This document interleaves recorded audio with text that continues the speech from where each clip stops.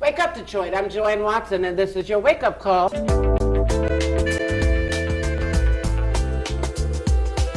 When a brown girl child is born, the earth shifts. The sun is at half-mast. The moon waits for her first cry. The ancestors set the table. The flowers turn red as blood. This is your land, continent daughter, with tree trunk legs and branches for arms. This is your soil, black and fertile as your eyes facing an apartheid Jim Crow current past memory. Some of us begin the removal of shackles at birth. We grow into the armor of struggle quickly. We brew courage and our tea, blend bravery into our Sunday dinners. Joanne Watson, you understand nation building is not a part-time job. This dedicated life is sometimes lonely, a vulnerable choice, but it is the only way you know how to operate. You are wired for the movement in your black women bones, even when tired, still fighting, still organizing, still singing morning spirituals. You were born to lead, even in your own family, the eldest of 10 children born to Jefferson and Lestine. You made Damon, Nefertari, Stephen, Maya. Her children always knew she was larger than life. When you are a woman in the movement, you take the children with you on the journey. You bring the babies with you to your college classes. When you travel to Ghana for the first time, it will be with your daughters in tow. When you are a fearless, nationalist thinking mama, mothering never stops with your own babies. 30 godchildren and mentees across the globe. The daughter of a ministering mother is already ordained for good trouble. A seer, a prophetic young student preparing for her lifelong role as servant to her own community. When your purse was snatched in a Farmer Jack parking lot many years ago with your kids' tickets to Run DMC in the purse, you made sure they still got to that concert and even hosted Melly Merrill and the Furious Five in your living room, because queens make it look easy.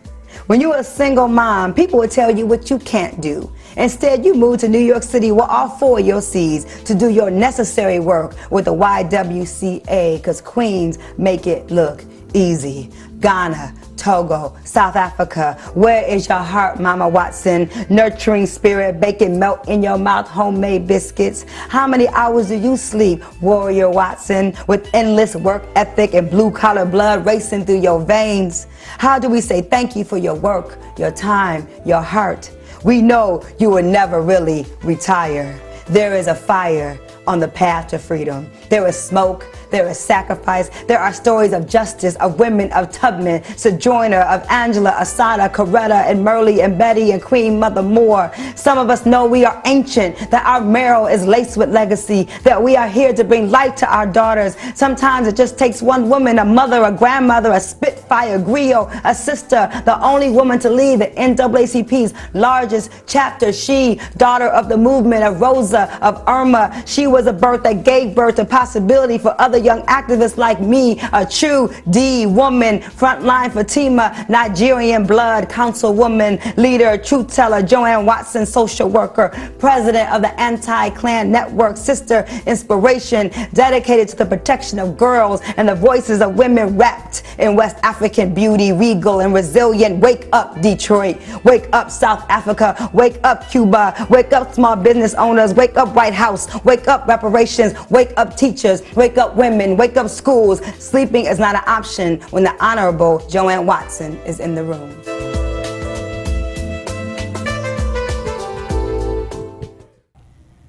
Wake up, Detroit. I'm Joanne Watson. This is the day the Lord has made, and we do rejoice and we're glad in it.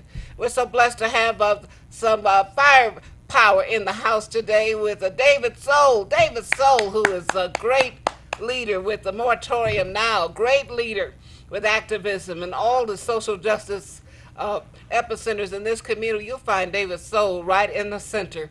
He's going to talk to us about a good friend, a hero who is finally being released. And we're going to talk about his story and why he's a hero to so many of us on this side of the state. He lives in Benton Harbor. Reverend Pinckney, we're going to talk about his release, his freedom, and a very special event in Detroit that's going to feature Reverend Pinckney. We also have a good friend, Speed Miller, in the house. Speed Miller is the person who has introduced many of our families, our children, to the grandeur of horseback riding, to understanding the equestrian way. He is the one when there's a parade or an event that requires the kind of expertise he has, you always call on Speed Miller. He also has a very unique history in the politics and the economics of Detroit. Let's start with David Soul and tell us about this final wonderful day that will allow Reverend Pinckney to come out of prison where he should never have been, David Soul. Well, Reverend Pinckney, political prisoner of Michigan, walked out of Brooks Correctional Facility in Muskegon after 2.5 years behind bars on June 13th. And of course, those who know the case know that there was absolutely no evidence behind his conviction. He was railroaded, not for the first time in Benton Harbor, to silence his activism and his voice. And what a wonderful sacrificial man he is.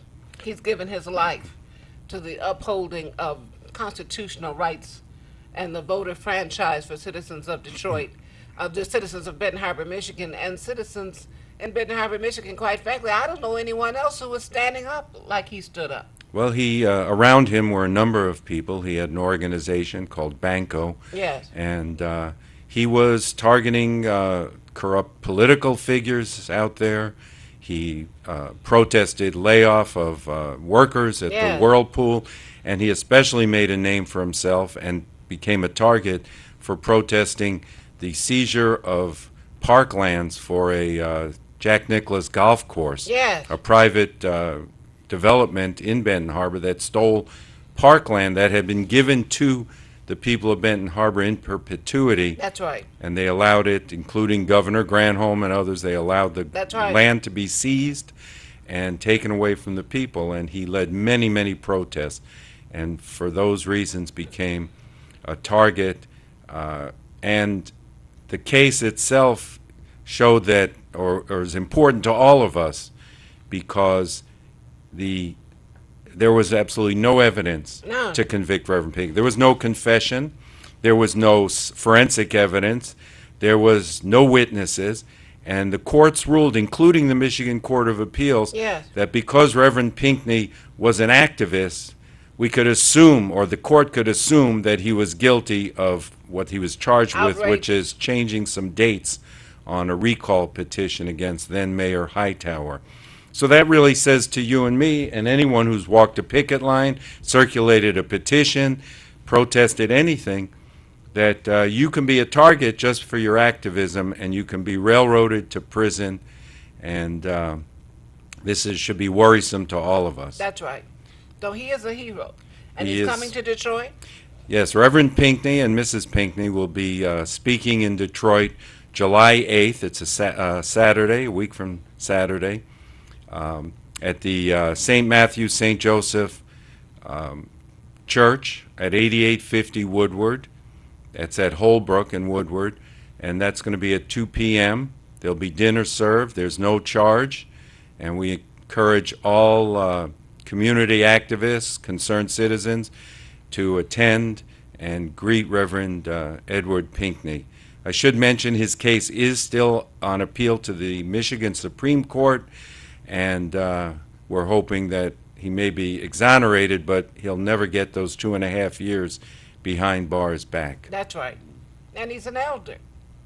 Yes, he's 68 years old. And he has medical issues that were not treated appropriately while he was incarcerated falsely. Well, and actually they transferred him as far away as they could from his family and friends, arbitrarily to Marquette Prison, 500 miles away from his family. And we really were afraid for his life. There were guards there that were threatening him, trying to goad him into fighting, and some of us went up there repeatedly. We got people to visit him on a weekly basis from the Upper Peninsula. Saved his life. And we believe it did save his life, Praise Joanne. God. Praise God. Yes. We are so happy that God has provided our hero this release for an imprisonment that should never have happened, should never have occurred. And we want to salute David Soul for being steadfast. We know that Marion Kramer and Maureen Taylor, and we're so grateful for so many in the community who have been tied to this case and Reverend Pinckney. We know that Monica Lewis Patrick and Deborah Taylor and others. And yourself, Joanne. Well, it's we owe this brother who sacrificed himself to make sure that the rights of the people in Benton Harbor were not going to be trespassed, disenfranchised, as if they were not citizens. That's right. Yes. And they are citizens of this United States, of the state of Michigan, and to be treated, first of all, he should be saluted and certainly not charged with a crime for correctly saying you can't take parkland that's been deeded to the citizens of Benton Harbor as park area in perpetuity and then steal it and use it for a golf course. Absolutely. And this has happened in other times in this country. So Yes. it's not a new set of circumstances, but every time it occurs, it ought to be dealt with. And I should mention, Reverend Pinckney is chomping at the bit. He's used those words, and he's already planning his next protest in Benton Harbor for July 11th outside the courthouse. I love it. I love it. So we want to salute you. We want everybody to come to St. Matthew, St. Joseph on the 8th of July. And of course, that's right on Woodward near Holbrook, and that's one of the historic churches in the city of Detroit, often a base of organizing. We saluted Teresa Kelly there not long ago. Yes. And many, many community organizing events are held there. And one of the people that's been involved in many organizing events has been Speed Miller. Speed Miller, one of our heroes, whenever we need to pair our young people with some horses and have a black man in charge of that process, we call Speed Miller. Tell everybody about your life story, Speed Miller, because you have a unique history that ought to be known all over Detroit. Well, I grew up here in Detroit. I grew up over there on the west side on 17th Street. I was there when they had they called it a riot, but to me it was just a lot of vandalism and stuff. But I grew up there. I can remember when Grand River had all kind of business from from downtown Detroit all the way up to Southfield. I remember when West Warren used to have businesses that ran from Forest all the way back to Livernois, and they had the old Livernois market where they had chickens and all that stuff. That was over there on Livernois and West Warren. Then they moved to Westminster and moved to Tyerman. I can remember all those days, and when I was younger, I can remember over there on Hastings. When the junk man used to come through there. Oh, come on now. Oh, yeah, the junk man used to come through there with the wagon and have the horse. So now. And come through there. I can remember those days. You remember the Iceman, And too. Iceman. Yeah. Right, and then we had an old guy used to come Fruits through and there vegetable. named I Got It. Yeah. Right, I Got It used to walk up and down the street. And I could just remember, to me, I thought those days when I was younger, I thought they was hard, but now I sit back and I remember those were fun days. That's right. They was fun days. We used to be able to go to the park, go right out there in the lot. We played baseball right out there in the field, or play in the alleys. We used to have alleys. Now we don't have those That's no right. more. That's right. And I was talking to. And they used to clean the alley. Oh yeah, the alley was clean because Oh, we yeah. used to play baseball there, Sure. right there in the alley. That's right. And now we don't have all that stuff. My. The thing like the parks, I remember Belle Isle. We used to go to Belle Isle. Because you could spend the And- night at Belle Isle. Right, you didn't have to worry about getting off the park, and now they got the state running the park. Oh, they stole it. Right, they're saying that as far as the city works, we can't take care of it. But that's one of the jewels that we always had was Belle Isle. We had Rouge Park, and I can remember time we used to play shuffleboard at my grandmother's. My grandmother lived on Inglewood, right off of Oakland. We used to North End. We used to go over there to Palmer Park and Come play on now. Shuffleboard. What you say? And then Riverside Park. We used to go far the fireworks go. That's right. Everybody used to go down to Riverside Park. That was the full of West Grand Boulevard. That's right. And we used to sit there and watch the fireworks. That's right. And then the train station. My. Remember when we used to go to the train station, you could go in there and take a quarter and take pictures in the booth. That's right. And the White Castle across the street My. from 12 cents. Right. See, and when I went in the military, that's where they took us to the train station. Yep. From there, and that started launching me off into the military. Come on now. Lucky for me, I went in I went in at 17. I was lucky. They called me right before I turned 18, and I went in, and I didn't know it, but I called myself volunteering to the Army. Hey, I volunteered for the draft, and I stayed 2 years. After 2 years, I got out, and when I got out, Vietnam started, My. and I was just lucky that I didn't go in there. I lost one brother in Vietnam. My Lord. And that really, in fact, he was one of the first black Michigan soldiers to get killed in Vietnam. My Lord. So I was real upset about that, but I looked at all my friends and stuff. They got drafted, and a lot of them is not even here today My. for that. But then I met an individual at Chrysler. I got hired at Chrysler, and I met an individual there. They asked me about being a Mason. Come on now. I joined the Masons. Well. And I've been a Mason now for over 30 years. Come on now. And then I finally got up there and got elevated enough where I could go into the shrine. Yeah. And I went to the convention, and everybody just knowing that I was going to get on the drill patrol. But I loved horses. Yes. And so I got into the horses. And so with me being into the horses and stuff, and then my youngest daughter, she used to go to the convention with me, so I saw where they had a youth patrol. Yeah. And I asked her, I said, "When can we have one here in Detroit?" He said, "Yeah, you can get one." So my youngest daughter, she got on the youth patrol at 12. Wow. And I got her on there, and when we finally I bought her a horse. Well, I made her think she was buying a horse. You know, she saved up $300. She think her horse cost $300. But the horse costs about $1,500. Right. But I made her pay her little $300 Come on now. she saved, and that was her horse. That's a good And father. so she started that, and then I started going around getting other kids to get on the mountain patrol. And finally, we got a unit, Yes. and we got kids. Most of the kids we had was mostly from single parents. Yes. And So you were a father figure as well as a trainer. oh yeah, I got and a lot developer. I have 2 daughters, but I got a whole lot of godsons. Come on now. I got a lot of them, I love it. you know. And, And you've done so much with the horses. Yeah, but the best thing is that when with that youth unit, my Yeah. daughter started. Yes. First year we went out, we took first place. Come on now.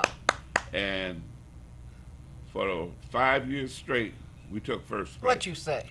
That was with the youth. You better say it's And my big. daughter, she told me, she said, "Dad, I wanna be an Eastern Star." My. So she went on and she became an Eastern Star. Counterpart to the Masons. Right. And then after she became an Eastern Star, she became a daughter. That's the women's Yes. Shriners. And she started her own unit. Excellent. And her unit went to Imperial Session, My. and they took first place What you say? for 2 years, 3 years in a row. Wow. And I'm real proud of her, because right now she's a past commandress. That's over the women's Shriners. Yeah. Over at Meraki Court, and she is the youngest that they have had. Wow. In fact, she's the youngest in the entire Imperial Council, and so I'm glad about her. And my other daughter, when she works for the courts, and she don't want to be in all that what we do. Yeah. And I try to get my grandson said, "I like the horses, granddad, but y'all meet too much." So that's the way he is. But we got the horses. We started training. We work with kids. Yes. And our youth. And you still was work very with good. young people. Right. Which we're trying to start back up again. Okay. I'm trying to get a group out of Flint. Flint, and I'm also trying to get a unit out of Ypsilanti Okay. to start, so they can come out to the farm and we'll work with them. And your farm is in Right. Belleville? Yes. Yes. Right. So we're just trying to work with them, trying to get some kids and stuff involved in them. We also work with the Gratiot Splash Yes. and Miss Hatchett. Yes. that's there. Yes. Yes, and we bring the horses there. Now, there's some We special bring- events you do regularly in these parts. Right, and we always and Ed D Metro Youth. Yes. Right. That's at Belle Isle. Right, Ed and that's D coming with up the- soon. Yes. And Coming up in July. Right, and so we bring our horses out there. Excellent. We was bringing 2 horses. Now what we do now is we bring the wagon, Yes. which can carry more people. Yes. And then it's good because when you only got 2 horses, Yeah. and trying to walk around a couple thousand kids, I know. that's pretty bad on the feet. I know. I know. So what we do now is we bring a couple of wagons out, Yes. and we can haul about 15, 20 kids at a time, Go ahead. and ride them around. Excellent. So we're doing that, trying to work with them on that, and I'm trying to work with the Boy Scouts Yeah. at our church. I was talking to the Scoutmaster there, Mr. Moore, and I'm trying to get the Boy Scouts to start coming out. So Excellent. we're gonna start teaching them how to fire, Yes. and I got some cows out there, All got right some now. horses, and start teaching about the farm animals, Yes. and trying to bring So the you country. have horses and cows. What other kind of animals? horses, cows, sheep, Go ahead. right, and goat. Yeah. I got one goat. I call him Dennis the Menace. He get all over everywhere. So, If someone would like to connect with you, Speed Miller, how can they do that? well, they can call me. My phone number is 313-587-4997, or they can get a hold of my grandson. My grandson during the training of the horses. Okay. And his number is 676-2711. Okay. And he's training the horses now. He just got through training one of the, I think, a deputy sheriff out of Washtenaw County. Yes. He had a mule, and Had a mule? yeah, a mule, a white mule, and he said he couldn't. They ain't rode it for a while. What is the deputy sheriff doing with a mule? He's got a posse. They got a posse. They have a posse like that goes out, and when they have special events, they go out Okay. and they ride like what we used to have here, where we had one. We got it now, but it's not as popular like it was. Detroit used to have a mounted unit, Yes, I know. right? And a lot of people won't realize Detroit mounted unit was known. It was magnificent. All over, It sure was. all over the United States. They used to house them right there in the New Center area. Yeah. They had a whole area that they never should have done away with that. It was a wonderful unit. And I just look at that. Yeah. But they was known because I was down south, and they was talking about Come on now. our mounted units. and stuff. Absolutely. That was right here in Detroit. That's right. That's you right. know, and the formations and the different Yeah. formations they used to do. And when I was a little kid, we see the police riding the horses, and that one of the things that's really fascinating to me about getting into the horses.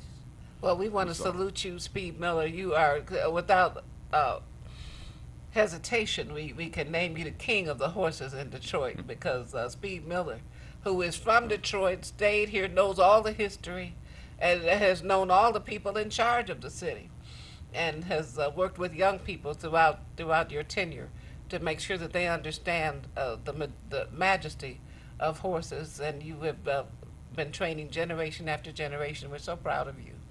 Well, I'm proud of you because you're a very inspiring lady. You hold the torch, and what's the old saying? Hold on to that light. Gotta hold on. Right, you holding on to Yet that light. holding on. You're that bright star. I appreciate that's watching you. over the city. God and bless things you. that's not right, you would try to bring it to the city attention. I appreciate that And very I much. appreciate you very much. We think so highly of Speed Miller, one of the great grand men of this community. God bless you. And David Soul, who has been standing like a shining light to make Thank sure you. we don't forget our brother, Reverend Pinckney, who never should have gone to prison. In fact, it makes my heart hurt, to be honest with you. This man who was abandoned by an organization he was representing, the NAACP abandoned him. I know you're trying to be politically correct, you know, at 66, I don't have to worry about that. Help me, Holy Ghost. Yes, well, I'm the only woman been the director of the NAACP in Detroit, and I was, you know, I've been around a while. So it's not right.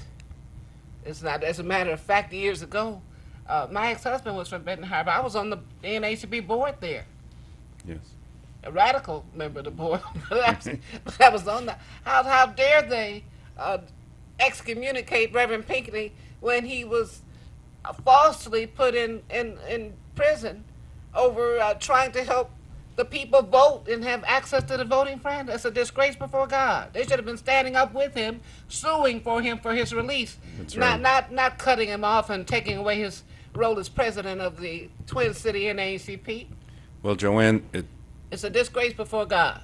when people hear about the facts of the case and the previous attacks on Reverend Pinckney, I tell people all the time, they don't believe it. It's impossible in the United States. He was framed up earlier, Yeah, he was. and he was placed on probation. And during the probation, he wrote an article where he quoted the Old Testament, Deuteronomy, against the iniquitous judges. That's right. And the judge who had put him on probation called him in front, said, "This is a threat against me and my family," because Reverend Pinckney He's said, quoting the Bible. he quoted that the Lord would visit Iniquity. against Yeah. the iniquitous Iniquity. judges. Yeah. And they placed him in prison. He spent 1 year in Michigan prison for quoting the Bible. He's the only minister in United States history, according to the American Civil Liberties Union, that went to prison for quoting the Bible. And finally, that was overturned on appeal. But he spent a year, this was about 8 or 9 years ago. So you can see that he's just been targeted. And then He was targeted once for passing out voter absentee ballots. yes, they said he mishandled He them. mishandled and charged him with voter fraud for distributing absentee ballots. They That's have right. been after him because he stands up. He's unafraid. He is courageous. He is unapologetically black, and he uses the word of God as his defense. How dare they? And when he went to trial on this last case, they accused him, he had collected more signatures than they needed to recall the then Mayor Hightower Yes. of Benton Harbor. And he turned them in, and they threw those petitions out. They decided that some of the pages had dates that had been altered, not signatures, not addresses, dates. but dates, And falsely charged him. and charged him with it. They sent a SWAT team with military With riot vehicles, gear, with rifles, to surround his house. He happened to be out at the time. This was in April of 2014. He turned himself in later, and then he was charged with 5 counts, felony counts, and about 8 misdemeanors for these so-called forgeries, All made up.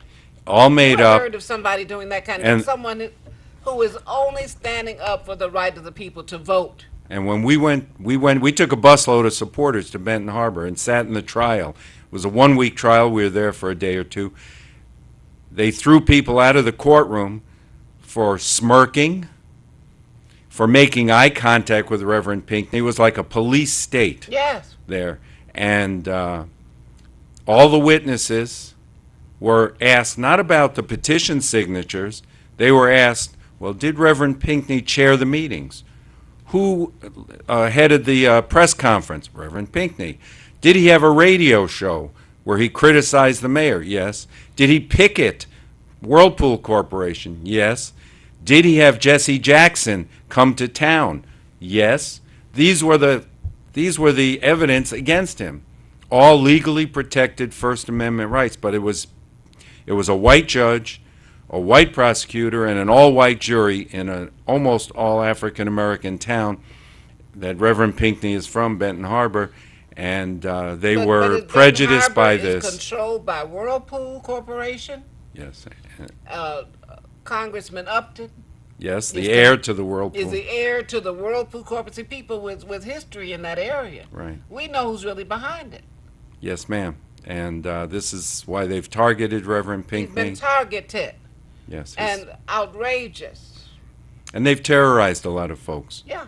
They've terrorized. But all the witnesses who were called steadfastly backed Reverend Pinckney, and he has a lot of support in the So community. we have to back him here in Detroit. Yes, so we we have to want- support him and have. In fact, he should be a national hero. Yes. This should be one of those cases listed up on MSNBC. Well, actually, if you know nationally known political prisoner Mumia Abu-Jamal, That's right. he has repeatedly referenced Reverend Pinckney Yes. in some of his writings and radio shows. But we want people to come out to show love and respect for That's Reverend right. Pinckney. That's right. July 8th, it's Because a it's not over Saturday. yet. He needs support. It's still not over. We are very worried that the same powers that be, we call it up south in Benton Oh, Harbor. come on now. And That's what it so is. come out July 8th, St. Matthew St. Joseph Church, 8850 Woodward, 2 p.m., a week from Saturday, and show your love, respect for Reverend Pinckney, and have a good dinner with us. Bless your heart. Thank you, David. So Thank you, Joanne. we thank Reverend Pinckney, and we thank all those who have stood with him and stood for him. We're so grateful to Speed Miller for introducing generation after generation to the wonderful connection that you provide with horses, but more than that, discipline, with giving back to the community, with making sure that young people have the proper tutelage and mentoring. You've been doing that for years, and we thank you for that. When we had years ago a harvest program at Eastern Market as an alternative to Halloween, because we were teaching our young people that they shouldn't be celebrating goblins and things. Why not celebrate the harvest period? And you brought the horses and worked with our young people in such a wonderful way around Eastern Market, and we just can't thank you enough for that, for your leadership and your love. And the joy that comes on your face when you're working with young people is contagious. We love it. So we want to give each of you an opportunity to say last words to the community. This is live. This is not tape. This is live. Thursday. We're so grateful to have this day, June 29th, 2017, to be blessed with Speed Miller and David Stoll. So give us some final words, Mr. Miller. Well, my final words is that, election's coming. And we got an outstanding young man that we need to put in office. And my advice to everybody is, come on, y'all, let's get out and let's have another young in office. My. All right, Speed Miller and David Stoll. Well, we can honor Reverend Pinckney, but the best way to honor him is to emulate him and right. for people to get active, Yeah. especially our young people, but everyone. Detroit's got its own issues.